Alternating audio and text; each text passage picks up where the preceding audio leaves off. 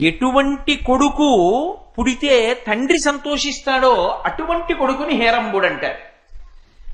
విఘ్నేశ్వరుడికి హేరంబుడు అని పేరుంది. ఎందుకని?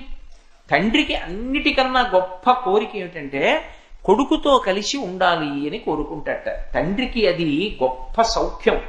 పురుషుడు పొందేటటువంటి అదృష్టములు కొన్ని చెప్పింది శాస్త్రం. అందులో అదృష్టములలోకెల్లా పెద్ద అదృష్టంగా పురుషుడికి పెద్ద వయస్సు వచ్చిన తరువాత దేన్ని చెప్తారంటే పుత్రగాత్ర పరిష్వంగాన్ని చెప్తారు.